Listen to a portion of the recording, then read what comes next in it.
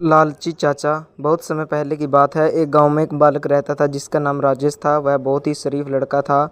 उसमें दिमाग बहुत था। उसके माता पिता का देहांत हो चुका था और वह अपने चाचा चाची के साथ रहता था। चाचा ही उसे खाना देते थे और जो भी खाना मिलता वह उससे खुशी खुशी खाता। चाचा चाची जो कहते वह वैसा ही करता। वह बहुत ही सीधा और आज्ञाकारी बालक था। चाचा उसे रोज़ बाहर काम करने के लिए भेजते थे। सवेरे से शाम तक बिना शिकायत के वह घर बाहर का काम करता। सवेरे वह गायों के लिए घास काटने जाता और घर का घास काटकर घर आ जाता और अपनी चाची के साथ घर का काम करवाता था। कभी कभी वह बर्तन भी धोता था।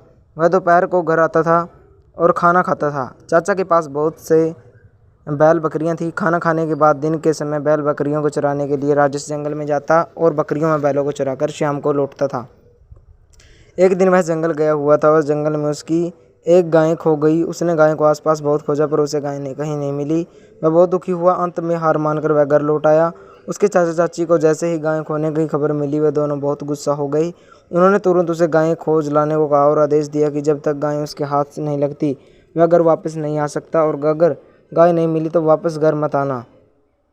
अपनी खोई गाय को खोजते खोजते नदी नाले जंगल को पार करते हुए वह सभी जगह गया पर गाय गाय कहीं नहीं हाथ नहीं लगी। दूर दूर तक गाय नहीं दिखाई दे रही थी।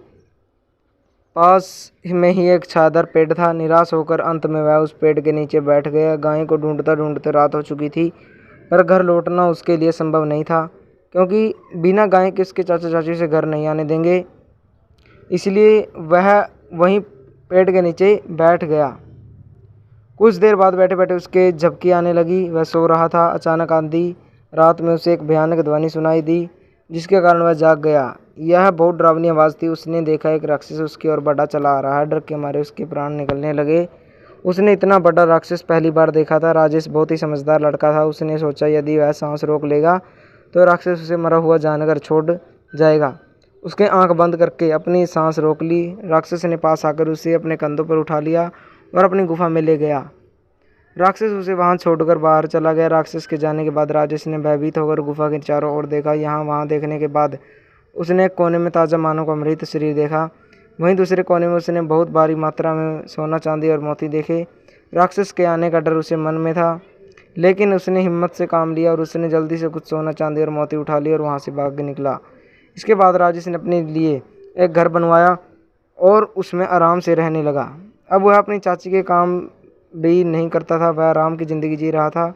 अब उसे किसी चीज़ की कमी नहीं थी। राजेश ने बहुत ही कम समय में अपने जीवन में प्रगति की और अब उसे कोई दुख नहीं था। बस सुख ही सुख था। उसके चाचा चाची ने जब राजेश को इतना अमीर बने हुए देखा तो वे जल भून जाते और सोचते राजेश एकदम से इतना अमीर कैसे हो गया।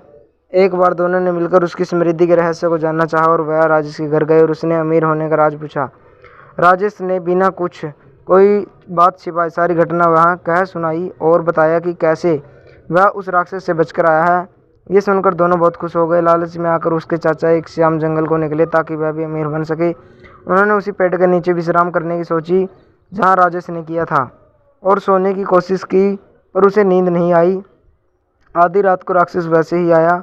चाचा बहुत डर गया लेकिन पैसे कमाने के लालच से वह शांति से आंख बंद करके मरे हुए व्यक्ति सा नाटक करने लगा जबकि राक्षस बहुत क्रोध में था। उसे पता चल गया था कि कैसे एक बालक उससे छलकर उसकी संपत्ति को लेकर भाग गया है और यह आदमी फिर मेरे साथ वैसा नाटक कर मुझे लूटना चाहता है। शायद यह भी उसी लड़के का कोई साथी है इसलिए मैं इसे दोबारा वही मौका नहीं दूंगा। कहकर उसने चाचा को वहीं मौत के घाट उतार दिया। उस दानव ने उस दिन मानो माँ से अपनी भूख को शांत किया। इधर जब चाची को सब पता चल गया तो वह बहुत रोई और पछताने लगी। वह राजेश के पास गई और उससे माफ़ी मांगी और अब राजेश और उसकी चाची साथ साथ रहने लगे।